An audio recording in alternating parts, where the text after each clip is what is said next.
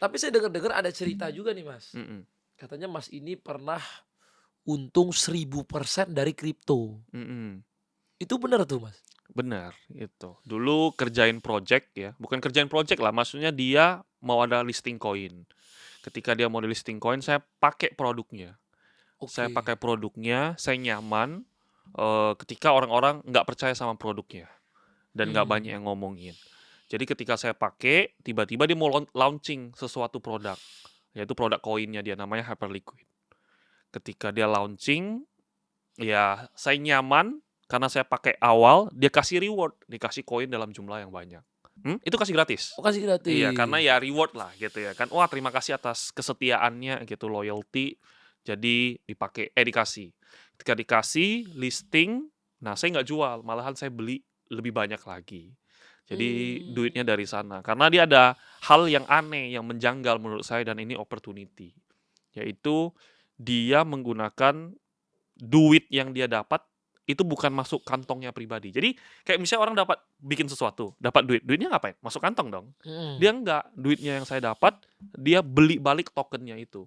Jadi malah menjanggal, dia kasih saya gratis, mau jual jual aja deh, saya beli balik gitu. Dan itu kita sebutnya on chain. On chain artinya terbuka secara live, jadi kita bisa nge-track terus-terusan. Nah dari sana saya nganggap itu opportunity yang nggak pernah ada di dunia ya waktu itu kripto. Jadi dari sana ya saya tembak semua aset saya ke sana, kayak gitu. Semua all in. All in kayak gitu. Waktu itu ya saya anggap kesempatan all Tapi in. ini nggak boleh ditiru ya guys Iya, ya. Do your own oh research iya, dan ini bukan financial advice. betul. Dan aku udah jual juga semuanya kayak gitu. Oh sekarang udah nggak punya juga Udah Bitcoin jual itu? semua kayak gitu. Karena udah turun lagi? Turun banget sih enggak lah ya. Saya kira-kira masuknya di 4, 5, 6, 7 harganya. Dia naik ke Mmm, 50 something, hampir 60. mmm, Saya jualnya di 50 kecil. Sekarang sih harganya stabil di 20. Tapi ya nggak turun-turun banget lah. Maksudnya kan masih orang untung semua juga rata-rata. Kecuali ya FOMO beli mmm. di 50-an itu beda cerita. Oke Nah, oke oke. ya. Tapi kan bisa dibilang katanya kan kripto ini kalau ada yang untung pasti ada yang rugi. Mhm. Berarti kalau Mas udah take profit pasti akan ada yang udah rugi kan di situ? Mmm, cukup setuju sih kayak gitu. Tapi ya tergantung produknya. Tapi kalau konteks ini kan mereka melakukan buyback. Jadi saya punya barang, saya beli barang, saya jual balik kepada pemiliknya yang mau beli barangnya lagi kayak gitu. Karena Mmm, pemiliknya itu dapat fee ya, dapat fee transaksi itu oke. kurang lebih ya 2 juta sampai 3 juta dolar per hari.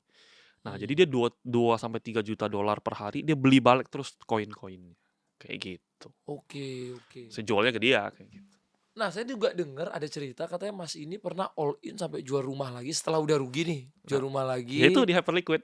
Oh, di Hyperliquid itu. Iya, di Jadi Hyperliquid. untungnya di situ. Nah, kalau yang dulu kena yang di saham itu emang nggak ada aset. Jadi emang Duit 9 M 10 M iya, pakai main semua. main-main semua Belum karena punya rumah. belum punya rumah, belum punya mobil, semua belum punya lah kayak gitu. Jadi emang ya gulung terus untuk bisnis. Hitungannya untuk Mmm. bisnis lah kan, untuk trading.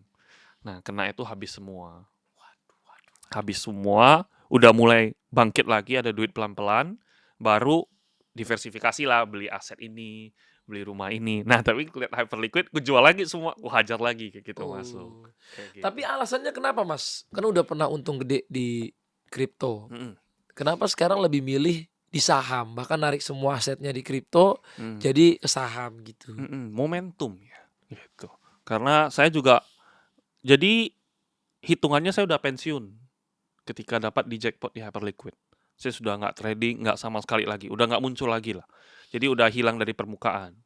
Sampai sekitaran bulan 6 tahun ini, bulan 6, bulan 7 tahun ini, tapi basicnya saya di saham.